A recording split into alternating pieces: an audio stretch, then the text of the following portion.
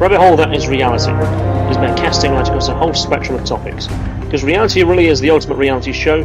We're here to show you how deep and fascinating it certainly can go. Our interests cover and touch many bases as we snapshot the stories that have caught our eye in the news, and information that raises eyebrows and questions. We're reading the stories between the lines, asking questions, looking also at science, technology, discoverers and the environment, so as history, mysteries, strange tales, and also a look at their fortean. So whether you're here listening in search of entertainment, or whether you're looking to learn a little bit of knowledge, we're here as people just like you, passing our social commentary on what inspires and affects us. Welcome to what is Rabbit Hole That Is Reality, Episode 8, in association with UK Collapse. Thank you for joining us. I'm your host, Kristian, and we shall be joined a little bit later by Sylvia Wicks. Now, rabbithole.thatisreality.co.uk is the place to point your browser. Every episode is now available to play, stream, listen, watch, and download. We're also now available on iTunes as well. You can add the RSS feed to the likes of Miro, Banshee, and any podcast player that is out there, adding new episodes straight into your media library and automatically as soon as they're available. We're really trying hard to make it as easy for you as possible. You can follow us on social networks. You can follow us on Twitter at DefineChristian and at Sylvia Dragoon. Find us on Facebook, just type in Rabbit Hole There's Reality. I'm sure you'll find us pretty fast. So yeah, there we have it. So let's talk about, before we jump into the stories today, yesterday, at the time of recording, Bradley Manning has been, or should I say Chelsea Manning, has now been sentenced to 35 years in jail for revealing documents of war crimes and footage of war crimes that were perpetrated by the American military and were subsequently hidden. And obviously when he revealed them to the press with the footage and documentation to show that what happened to the Reuters journalists and also what had happened to the likes of the people over there, civilians, women and children, where they were literally slaughtered for the sake of pushing the war machine. He's been sentenced to jail. Absolutely disgusting story. And I think I'm going to echo the statement of a lot of people. I mean, of course, it's one of them split decisions. People are for it, people are against it. I'm against this quite strongly. Ron Paul came out also yesterday and says what we need is more Bradley Mannings. I can't help but agree. But anyway, let's crack on with the show, shall we? So let's go for the headline countdown. What we got coming up in this show today. Alan Rusbridger, he is the editor of The Guardian, and he, in an interview yesterday, talked about the destruction of the files brought forward by Edward Snowden, and also from where the orders came from to do so. They came from the very, very highest levels of the cabinet. So a 300 million year tooth wheel gear thing found in the Russian city of Vladivostok has now completed its tests. What has been revealed is something quite interesting, quite unique indeed. Also from Russia we have the anti-gay row. This is it's in the press quite a bit over here, and that's the interesting thing. The Russians are saying that story is purely invented by the Western media. That there's an anti-gay row in Russia. Coming back to the UK now, we have the Hovis bakery workers set to strike over 0-hour contracts. In the race for resources, oil, gas and minerals, two stories are going to come under our banner of the environment agenda for today, for raising the discussion and the awareness of it, as activists condemn refusal to allow the Arctic Sunrise icebreaker into the Northern Sea route and attempt to have a peaceful protest. They also want to dig up the Great Barrier Reef. That's right, one of nature's wonders is about to be dug up purely for profit. And taking the piss just a little bit, matey, a fraudster arrives at a job centre in a Mercedes with a chauffeur in order to obtain a crisis loan. Anyway, it gets crazier and crazier, doesn't it? Yeah, Comcast also, this is in Science and Technology, Comcast threatens to sue the news site Torrent Freak for covering torrent news in regards to the fact that Comcast was actually trying to set up a honey trap on their website. No more cash for using the bus, or from next year, Transport for London, as part of its cost-cutting plan, wants to move completely cashless. Pyrobate celebrates also its 10-year anniversary, and under review we'll be looking at the short film Copier by Trexel Animation Studios. It really is a wonderful short animation, and we're going to have a bit of a preview about that a little bit later. And also coming up, fortean stories. Oh my god, there's been so many in the news of late. We're going to be talking about those. Also, this past week, we've had an article published in the Seriously Strange magazine, which is the quarterly newspaper published by the ASAP, which is the Association for the Scientific Study of Anomalous Phenomena, of which myself and Sylvia are indeed members. In a couple of weeks' time, on September the 6th and 7th, raise a case of 30 of the greatest speakers of our times and academics in those fields to come together and actually hold a large conference, and it really is the best of the best in terms of the people who are going to be talking there. For a few examples, you have Guy Lyon Playfair, who was the Enfield poltergeist investigator. You have Haley Stevens, the skeptical ghost hunter who presents the Be Reasonable podcast. You have Lembik Opik, who's a former MP and UFO commentator. You have Stephen Volk, who is a BAFTA award-winning TV and film writer. You have so many people going there. Lionel Thanthorpe, who's the president of ASAP himself. Tristan Swale, Dr. Hannah Gilbert, who's a sociologist and theologist. Have a PhD candidate and a good friend of mine, Cal Cooper, who had a book published last year called Telephone Calls from the Dead. And these and many more people are going to be involved with the discussion. I think there's going to be over 30 lectures in regards to the serious side of the strange, really, seriously strange. That's what I really want to get involved in coming up with. It's at the University of Bath. There are discussions to have it live streamed as well, so I'm really looking forward to.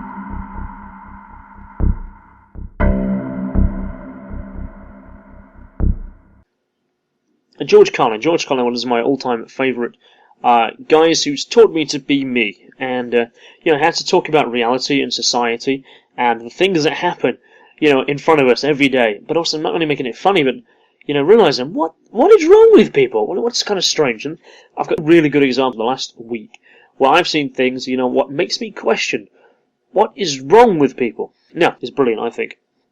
I was going home from work. And I live in one of those towns which is north of Nottingham, and it's about 7 miles out of the city centre. And I swear, if Jeremy Kyle picked up people to appear on his show intentionally, he came to the area that I live in. Because, it's one of those areas. I guarantee there's one near where you live, and you know exactly what I'm talking about. Well, anyway, so I was passing the bank. There's a wall there, right? There's a guy. He's about 20 years old. He's got this backwards kind of cap, offset kind of thing, a big flap on it. He's got his tracksuit on. Typical kind of looking like kind of guy. Looks like he's very vacant in the face. He's got 3 kids with him, 2's in a buggy, 1 sitting on the floor. This guy then moves to sit on the floor. He's got a couple of cans. Special brew next to him. He's had a quick sip, puts it down. And then he whips off his shoe. He takes off his sock. Bear in mind, this is in the middle of a kind of market trade area. This is how every town has that little market area. Well, this is where he's sat. And then he starts biting his toenail. Publicly. What? Is that normal behaviour, really? Wait till you get home and get the nail clippers out, mate. Do you really need to sit down, have a few brews, sit down on the floor, whip your shoe off, rather, then your sock, and then start chewing on your toenail? Just incredible. Human behaviour is interesting. And that's the most important funny thing, right? All I can say, really, is that we live in very strange times. Very, very strange times. Looking ahead to future episodes, we have some interesting guests coming up in the next few episodes. We're going to be talking to Ashley, who was the de facto coordinator of Occupy Nottingham, which was the longest running Occupy camp. Also talking to Shiv Silverhawk, a good friend of mine, who's a free thinker on matters of reality consciousness. Fluent in over half a dozen languages, he has an awareness also of the embedded occult symbolism that we see all around us, that once you see it, you can't simply stop seeing it, hidden in plain sight, shall we say. So Shiv will be coming as a guest in an upcoming episode. Also looking to talk to the prying group. They are Paranormal Investigations East Midlands. They are a team of skeptical, open-minded investigators who are going to be talking about aspects of the unexplained in today's society. Also talking to Johan Nelson, who's a musician and a producer on the show. He's going to be talking about the war for your mind, society, and the success from working from the grassroots.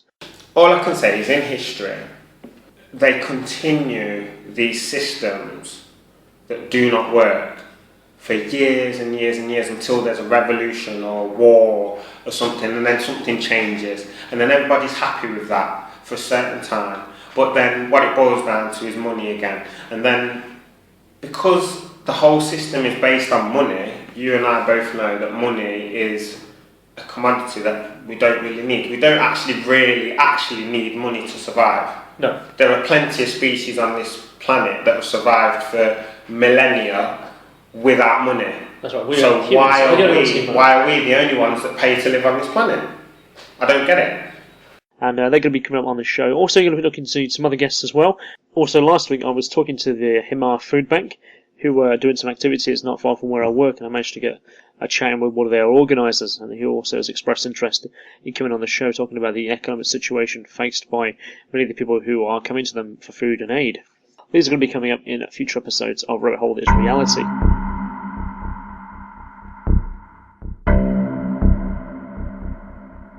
So let's not get too far ahead of ourselves. Let's talk about today's episode. So you have Alan Rusbridger, editor of The Guardian. He revealed in an interview why the newspaper destroyed the computer hard drives containing the copies of the files leaked by Edward Snowden, and the decisions that took him to make that choice. And he basically was an illegal threat of the British government, who said that if you do not give them to us, or you do not destroy them, we literally will stop your newspaper from printing.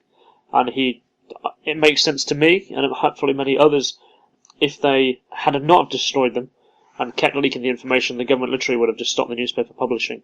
I think they've made a better decision by destroying them, because of course they only have a copy. There are other copies that have gone out around the world too, and indeed being published online. Because at the present time they can still continue publishing newspapers, and the extent of the British and American state surveillance. Now I think that takes a very bold decision to make, and I completely understand the decision why he's had to do that. Brian Gerrish, though, of UK Column, had a very different view. That, if it's just a legal case that's been threatened against them, clearly they've just complied. I don't quite think it's as easy as just complying. I think there's a very complex situation web happening around this that not everyone has seen the full picture of. We know this. But I certainly think it must have been a very difficult position to find yourself into. So in regards to where the orders came from to do so, it comes from the highest levels of the cabinet itself. We have information regarding an investigation by the Daily Mail and also the Independent show that they found that the official confirmation came from the cabinet secretary, which was Sir Jeremy Hayward, who made the request to the Guardian to delete its hard drives.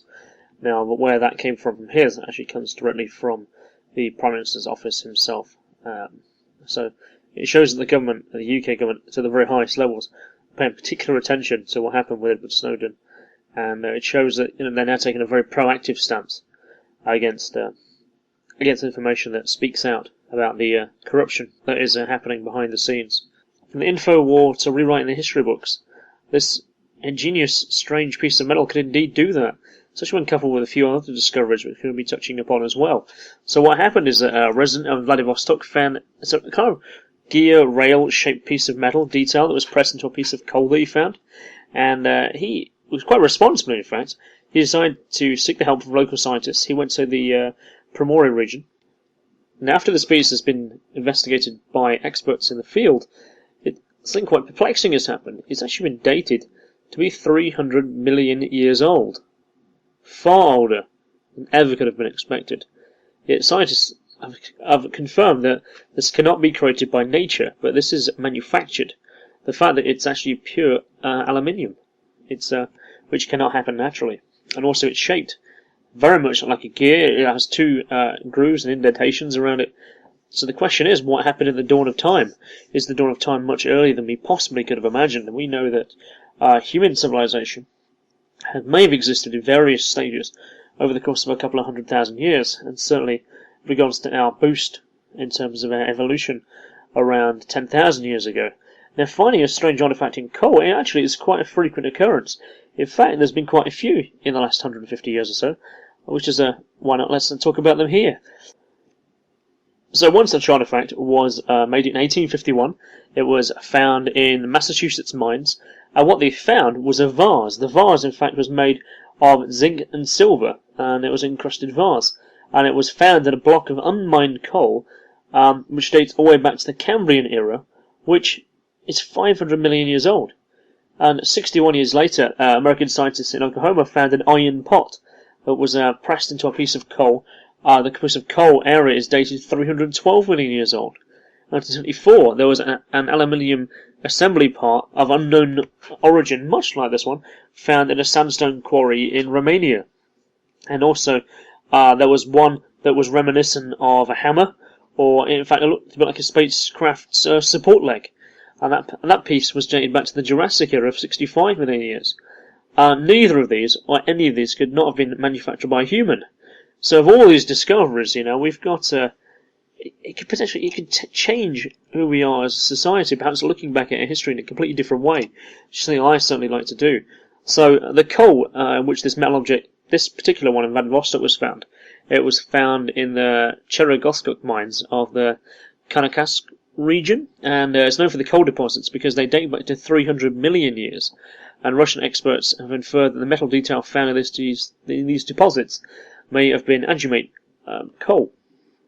Now, when geologists broke into the piece of coal which the metal object was pressed into, and they spot treated it with some chemical agents, they found out the metal agent was very, very light and very soft. It was about 7 centimeters long and was found to be composed of 98% aluminium, 2% magnesium. So on one hand, such an alloy does exist, but as the fact that it's nearly pure aluminium, it is impossible to be found in nature naturally. Thus the detail was almost definitely created artificially. So on one hand, it's become clear that this object is aluminium-magnesium alloy, so they found out what it is, and they found out why it could stand the ravage of time. However, to say that it's 300 million years old, because that's certainly the surrounding coal is, well, how does that work? So the other question then is whether the aluminium alloy is earthly origin. Is it perhaps, did it come down a meteorite? There's been no meteorites that exist. That there's extraterrestrial aluminium-26, as it's called, that breaks down to 2% magnesium.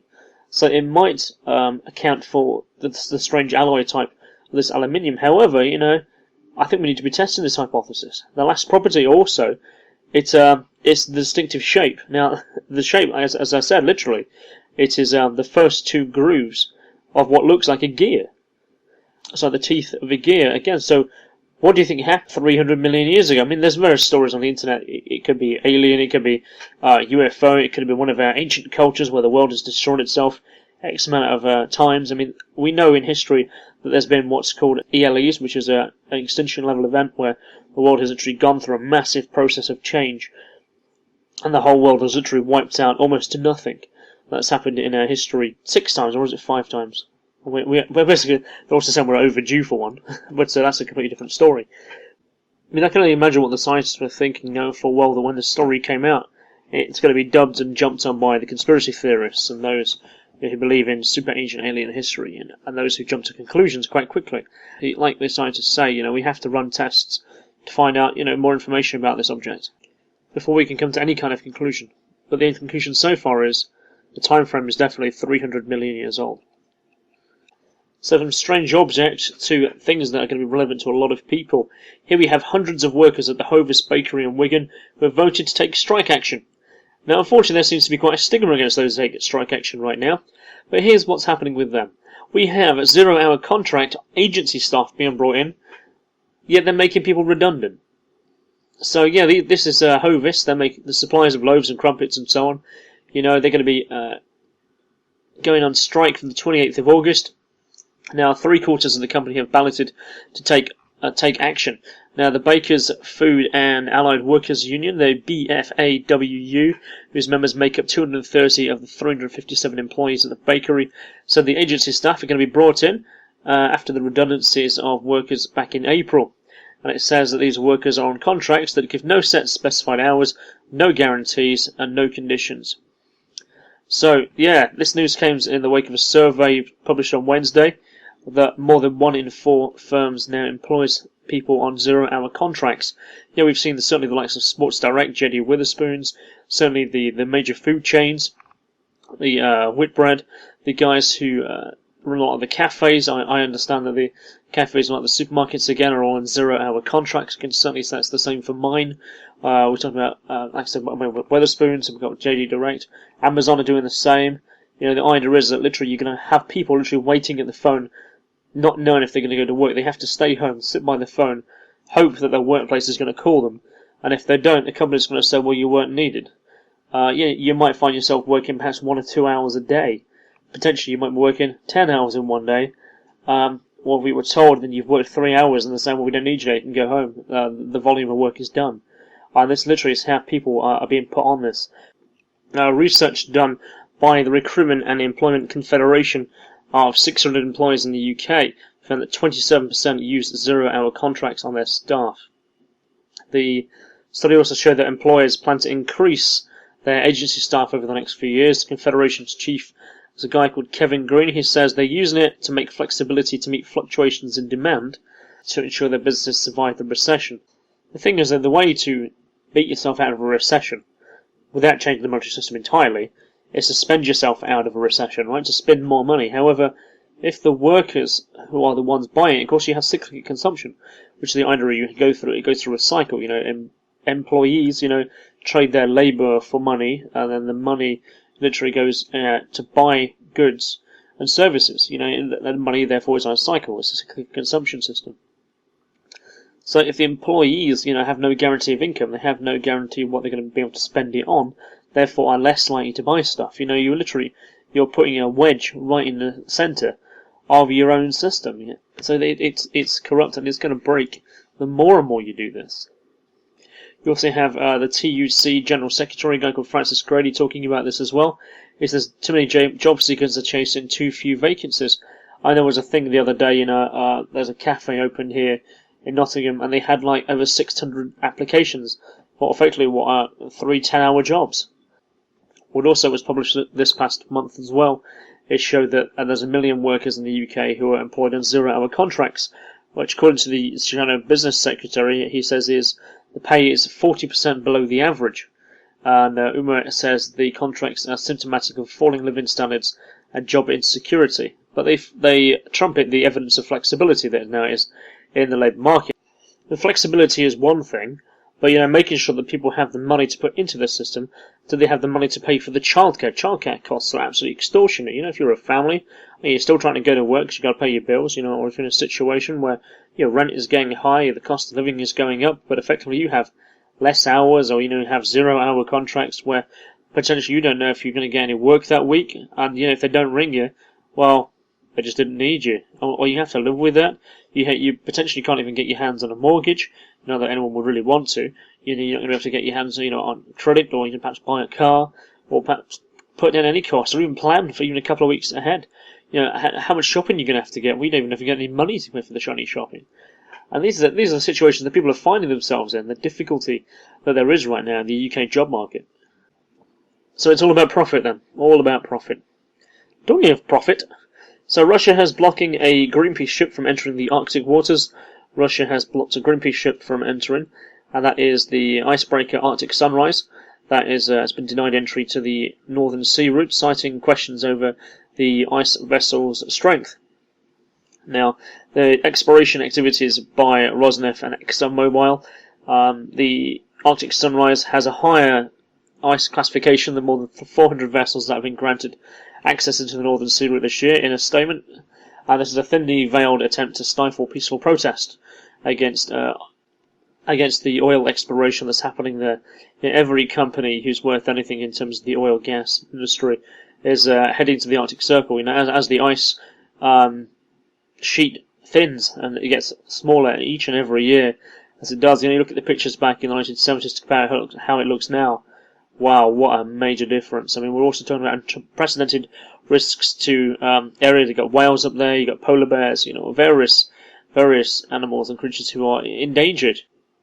The darker side of this, of course, is that should they find oil in these kind of areas, and should they find gas up there, are they going to be attempting to melt the ice faster in order to get those resources before anyone else?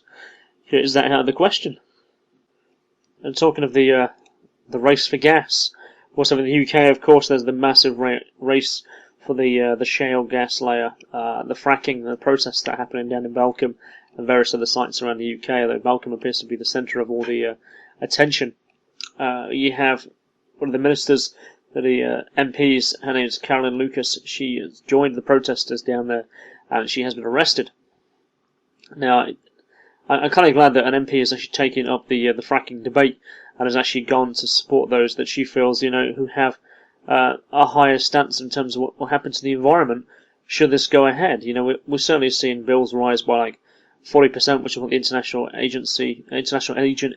Energy Agency has forecast, that natural gas prices will rise. That the cheap suppliers that they're saying will be the shale gas, could keep it down in comparison. And then you look at the comparisons of the US and Australia in regards to the energy markets, the geology, population density, and planning laws. It doesn't stand up. It really doesn't. So on the contrary, we're talking about the bigger debate, really. This is the bigger debate about the future habitability of the planet. I can't agree with that statement more than anything else that she said. Britain can really find itself now going down one of two routes.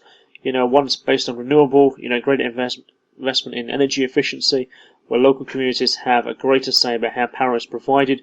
The other is based on polluting fossil fuels. And people who take the non-direct action and in Balkan are sending out a clear message about what way they should be taking and what way we should be taking.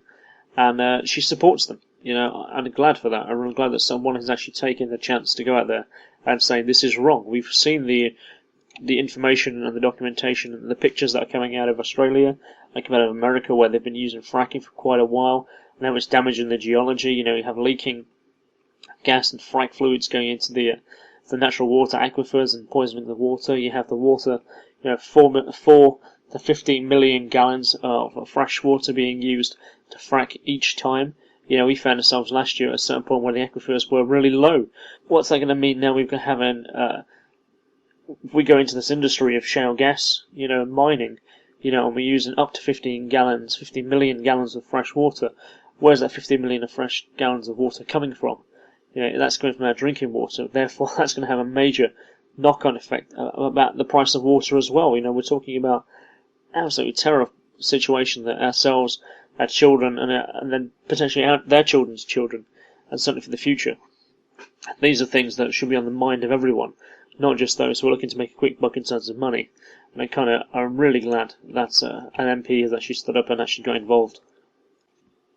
So from one form of fraud to another, how about this? We have a fraudster who arrived at a job centre in a Mercedes, chauffeured by two others. So a man made a fraudulent application for a crisis loan after responding allegedly on a website as a quick way to make money. His name was Carlos Baptiste. He was of Harcourt Road in Thornton Heath. He obtained a loan from the Thornton Heath Job Centre on March 29th, and he was later arrested by a fraud investigator of the Department of Work and Pensions after receiving a loan for £890. Croydon Magistrates Court saw footage of him arriving at the job centre in a Mercedes driven by two other men. They returned to the car after making the claim, and then drove to the nearest post office and cashed the gyro. So what are your thoughts on that? Just going to a job centre, in a Mercedes, not doing himself any favours there, is he? You're hardly incognito when you arrive in a Mercedes driven by a chauffeur and an assistant, and take out a crisis loan as a cheap way to make money. I don't know. But you share your thoughts with us at Define Kristian and at Sylvia Dragoon over on Twitter, and post on our Facebook page as well. Let us know what you think about that. So returning to the land of the big, great sleeping cold bear in the north, that is Russia, let's talk about a story that's been in the press certainly the last few weeks. And you can't fail to notice it. There's a lot of talk around boycotting or trying to get a boycott going of next year's Winter Olympics that are indeed being held in Russia. Apparently, according to the Western media, it's very anti-gay in Russia right now. However, the Russian sports minister says the controversy over the country's anti-gay propaganda is actually invented by the Western media. And it's not the case at all. And it's absolutely true that new legislation makes it illegal for under 18s to have information about homosexuality, as opposed to it being anti-gay. The debate is over a law introduced back in June, and obviously intensified during the World Athletics Championships in Moscow.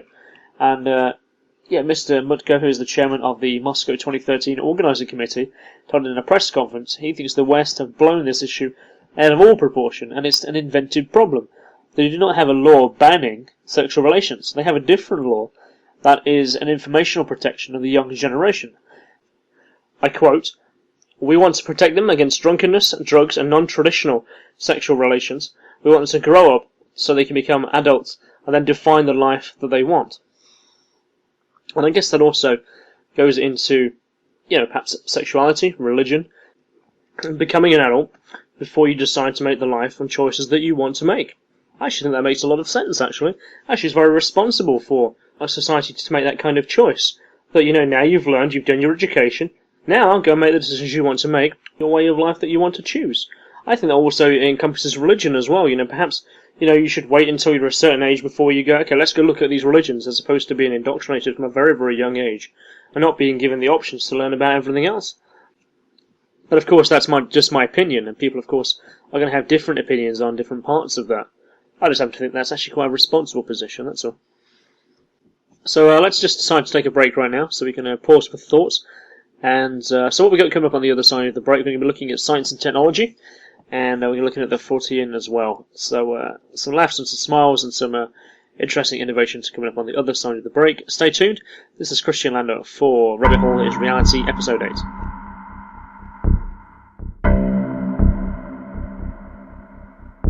I'm sure many of you hear that you talk about politics too much. But I want to tell you that everyone else is equally political. Because every time they refuse to address one of the important issues facing the world, they are in fact taking a very political stance. They are defending the status quo. They are indeed standing up quite boldly and saying, I'm fine with the way things are. Do not question the continued pillaging of the world. Do not ask why most global wealth is collected in the top 1 or 2%. Have a seat, say thank you for your portion of fried onion, cheesy poppers, and talk about sports, god damn it. That is a political stance. What we do by screaming, they do the opposite with silence. What we do by speaking out, they fight against with obedience. Thousands are marching in Turkey and millions in Brazil. When you don't mention it, you are silently pepper spraying them. Every time someone allows their boss to get away with comments that are racist, sexist, homophobic, or somehow derogatory toward the police academy movies, he or she is taking a political stance, not a neutral one. LeeCamp.net. Thanks a lot. Keep fighting. The rabbit hole that is reality. Across the spectrum of topical talk, news that raises an eyebrow, science, technology, the environment, mysteries, strange tales, and the fortean that is both informative and entertaining. As you spread our wings and catch our stride, you can find us now on the web, rabbitholethatisreality.co.uk, where you can listen, download, and watch all the episodes produced so far. Find us on Facebook, facebook.com/rabbitholethatisreality, or follow the presenters on Twitter at DefineChristian and at Sylvia Dragoon for commentary, insight, and conversation. This is the Rabbit Hole that is reality. This is Rabbit Hole that is reality, episode 8. This is Kristian Lando welcoming you back. Thank you for tuning in and staying with us on the journey into the rabbit hole. Even Alice's imagination, I don't think, made it this far. So one of the themes of episode 8 is the internet.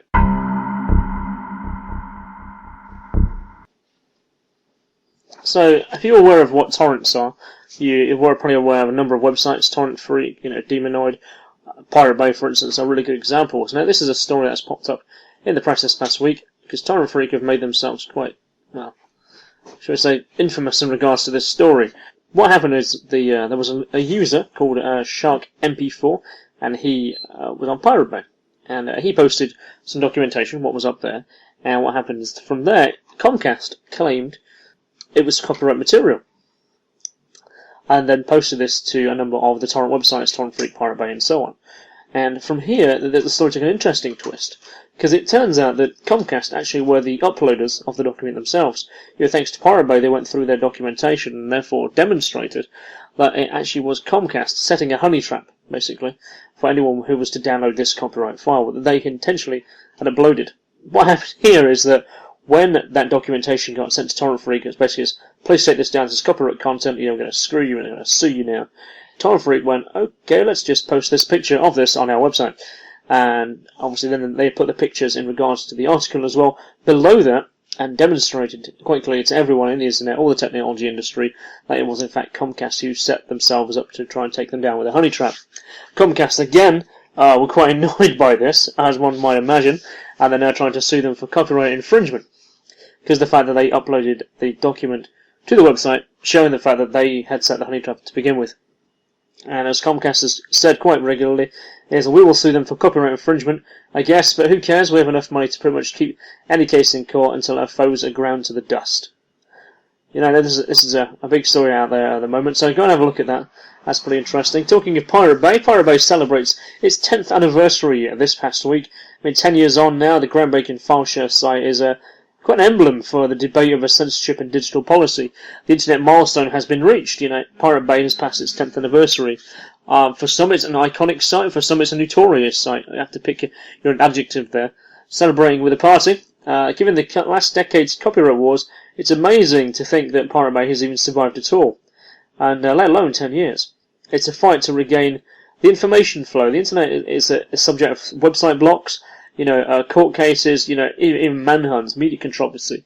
Here in the UK, you have the major ISPs like BT, Virgin, Sky, and stuff.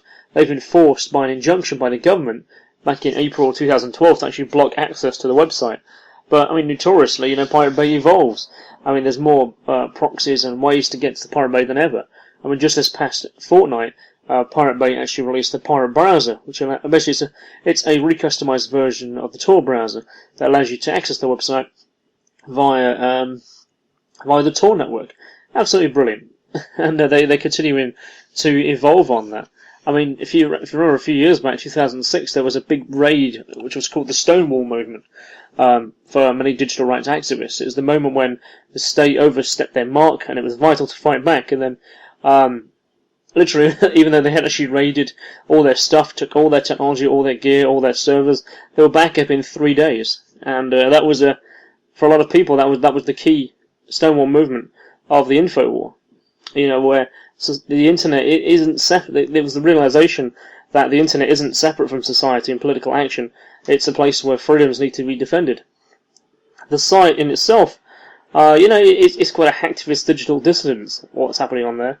The one I think about Pirate Bay, I think it's like kind of the punk music of the 21st century. While popular music is kind of that sugary talent show kind of stuff. Online is kind of where the counterculture is. Where the rebellious and disruptive. And the cool kids, as on writing lyrics, they're writing code. That's kind of the heart of Pirate Bay, really. It's really an amazing site, and you kind of think it kind of resembles the likes of fortean, and like the anonymous movement, in the sense that it kind of symbolises something. It has a meaning for a lot of people, and Pirate Bay is still going and still going strong. As 3D printing has become something more accessible. 3D printing at home is not just universities and your libraries and your major locations. I'm looking at the Pirate Bay website right now, and they have a whole section dedicated to physibles, which is the file type for the for 3D printing. And I think it's going to start a bit of a revolution, really. The fact that it's publicly accessible. You have lots of things on here to do. I'm just looking at the first couple of pages now, and there's everything on here from model cars to toys to figurines to whistles, kind of simple stuff, mugs, plates. But then imagine the 3D industrial applications as well. If you could literally build a three-dimensional house, you literally put it in a computer, and then you start printing. If you have an industrial printer, I'd say one that's 20 feet by 20 feet, as opposed to a very small, 1 foot square. You literally could print a house off within a day. The functionality and the flexibility of this technology is absolutely incredible. And talking of incredible, there was a story that was in the press just yesterday, in fact. Let's just bring it up. I did see it, and where is it? Here it is. This is a 3D printer for printing organic material. A first commercial 3D bioprinter. It's made by a company called Organov, and their NovaGem MMX bioprinter has literally manufactured artificial livers, and could now help biochemists test new drugs. And there's an amazing printing process. In fact, this has actually pretty much gone viral. Is the steps it takes to actually do this? And I saw this pop up in lots of different locations. But don't you think it's brilliant how you actually now can print off effectively organs? So if you have a liver problem, or you need a new ear, hey, you can print them off. I think the potential around that could be really interesting. Also, perhaps it might solve the organ donor trade. You could literally just kill that off in a heartbeat. Now, what an ironic statement that is. But so let's continue on with technology here. Now, what's your opinion on smart meters? Good thing, bad thing? The idea that all the devices in your house that use energy would be intelligent enough to communicate information about your energy usage, your wattage, the times when you are using more, using less, and the aim of keeping your bills down. Now, But what about AI doing it for you? AI systems that switch your energy bills to save you money. And suddenly we have an era coming forward. This is an article in New Scientist by one of their writers called Hal Hodson. And he's talking about if you're keeping track of how much you're spending on your energy, let artificial intelligence do it for you. In fact, he's talking about several companies rather, that are aiming to set up this very system to help you cut costs and to promote green energy and usher in a more energy efficient grid. 7 states in the US now have deregulated energy markets in which customers can choose between 7 and several energy providers competing for business. They provide different tariffs, limited time promotional rates. It kind of almost sounds like a phone company, doesn't it? Well, one major company called Lumitor aims to cut through all this and save customers and consumers money in the process. Their new AI software system, designed by Carnegie University in Pittsburgh, Pennsylvania, is now asking customers to enter their energy preferences and information, and that over a period of time will be monitoring the data from the house to work out not only your energy profile, energy profile pattern, but then it'll actually switch you between tariffs based on your preferences, without you as the consumer really knowing what's happening. So that's actually be rephrased. You'll know what's be happening, but it will move you to the cheapest energy provider automatically when those preferences are met. And is that a good thing, guys? What do you think? One of the other startup firms is a company called Nest. They're based out in California. They want to save people money in a very different way. They want to use Wi-Fi enabled thermostats and energy devices in your house, such as your fridge, and so they can integrate machine learning and technology to understand consumers' habits. It's also kind of being sold on the principle that should you need maintenance, it'll call repair for you and make it more efficient. So if your boiler is coming to a time where it's going to the end of its user cycle, the one that, or it needs maintenance, it will automatically dial maintenance to come in for you to swap it over or repair it. The same with your washing machine. I guess the devil's advocate is still out there on that one. Whether that'll be a good thing or a bad thing, it's certainly where the industry is moving towards. So how do you worry? Do you worry about the NSA and GCHQ spying on your email? Well, perhaps you need to start your own personal internet. Of course, you have private social networks that you can have and you can set up, such as Diaspora and the project and how that works. But we're actually talking about personal, private internet. Now, this has actually come out of the hacktivist movements, really, and it's called Meshnet, and it works in principle like a peer-to-peer network. In regards to how you, obviously, more users, the faster it goes, because there's more information traveling between each other. This has been set up across the US now. Now, the internet, as you know, is neither private nor it's neutral. US National Security Agency can reportedly, if the reports are correct, can collect everything about a user does on the internet instantly. With massive buffers, it's collecting all this information about you. Some people have decided to take matters into their own hands and are building their own internet from scratch. So across the US, from Maryland to Seattle, we have work is underway on constructing a user-owned wireless network that is known as Meshnet project. And one of the guys called Dan Ryan, he's one of the leaders of the Seattle Meshnet project, where there's already coverage that exists, but the idea is you're working between radio links set up between fellow hackers. So these links will mean that the more nodes there are, the faster the internet is. The more connections there are, more users are, there's going to be more information flowing faster than each other. So each node on the mesh will consist of a radio transceiver and a computer that relays messages to other parts of the network.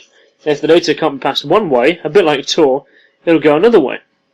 And eventually it will find where it's supposed to go. So the meshnet will ultimately find an alternative way to get to its destination. And the plans for the meshnet is to extend its coverage by linking it between two wireless nodes, which is what it currently has, to a vast network. And they want to be setting up a much bigger plan. In fact, there's an Oracle employee who wanted broadband at his rural home.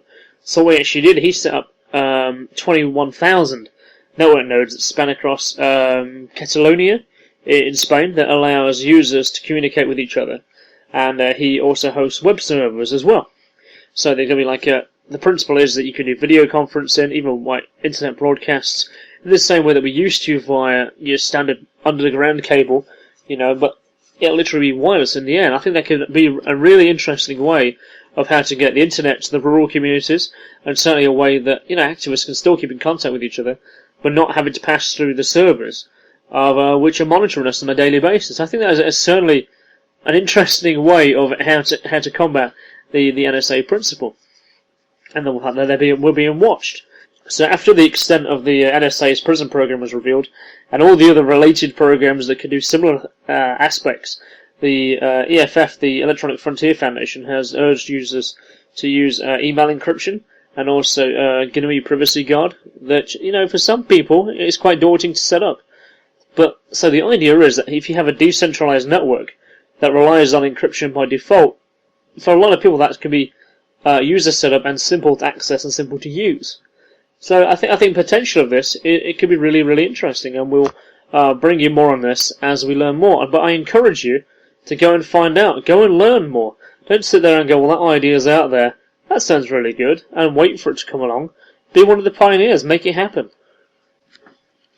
So with London being the most densely packed population-wise city in the country, it's no surprise that a lot of things are happening there technology-wise. Now, let's look at this story here. This is no more cash on the bus from next year for Transport in London's cost-cutting plan. The principle is that we kind of know that they want to be moving towards a cashless society so they can constantly monitor money, where it's going, who has it, and what you're going to be buying, and obviously find the trend and the profile that you fit. But this certainly could be the way that it moves forward. Using cash on the bus could become a thing of the past. They want to make Oyster only. It's the only payment system. Now, quite how that's going to work for those who are just dropping by London as opposed to just there on the day, I'm not sure. But they want to see cash fares ended by 2014, and they argue that it will actually speed up boarding times and allow them to deliver £24 million a year in savings. What the practical terms of that is, I'm not quite sure. Society is moving towards these structures and these models. We certainly can't stop it. I mean, we certainly believe that things should be more controlled and more organised, but this is just a step in the organisation, and we can see that. But of course it does mean that if you go to London, you're going to have to register yourself a card, therefore register yourself your name and a user and all that kind of stuff. So you are constantly monitored by Little Brother, working for Big Brother.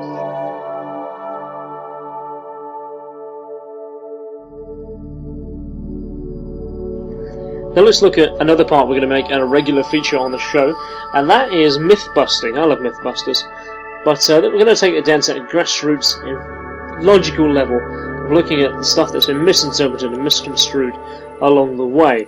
So the first one we're going to be looking at today is Schrodinger's cat. What's the myth, do you think? What's the myth behind that? Well, it's put out that Austrian physicist Erwin Schrödinger, who died in 1961, proved that the cat in a box can be both alive and dead at the same time. Now, you've probably heard that analogy, but in actual fact, do you think that even makes any sense at all? Well, in fact, it sounds ridiculous, because actually it is ridiculous, and it's meant to. Now, in 1935, the thought experiment was intended to show what he considered to be the absurdity of quantum mechanics. And he was literally just demonstrating, how absurd quantum mechanics, or a particular interpretation of it, is.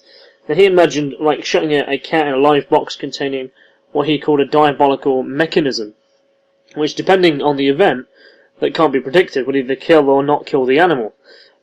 If the theory accepted by most of his colleagues was taken to a logical conclusion, the cat would at some time be wholly alive or wholly dead, and would only be alive or dead at the moment that the observer looked inside the box. And as Schrödinger pointed out, that's just plain silly, and therefore the theory is incomplete. That was his point. But Schrödinger effectively was being satirical, and before and since, he's kind of become a victim of their own success here, because generations now of physicists and people keep using the picture as a paradox system. I wonder if he may or may not be spinning in his grave, depending on how this has been perceived today and how we look back on what apparently it was. It's satire.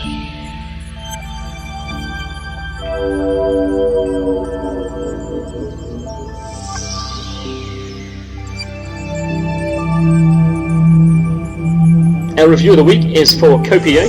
Copier is by the animation studio Traxel Animation, and it really takes us on an interesting journey, in fact, of the wonderful world of animations and graphics with a twist. There's no dialogue, there's quite a wonderful soundtrack, and the short is it's a powerful message, actually, of passion and also frustration. The main character, he's a projectionist, and he's deeply involved with the day-to-day activities to the point where he's obsessed, and he's obsessed to the point where he must become more efficient. And what happens is he finds an old reel, a really, really old one, and he can't get it to work on his projector, and he sets about trying to make it work again. He becomes more and more frustrated, more and more obsessed. And it's interesting because the message of the film is that, you can't always get what you want without suffering some major consequences. Now, I'm not going to go into the story because it's a short film. It's only about 8 minutes long. I really recommend you watch it. And you can view that online for free. You can download it for free. It's a legally available film.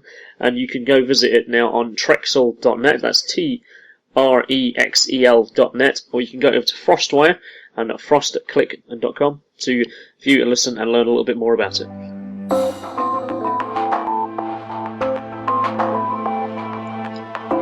And for some, this is possibly the most popular section of the show.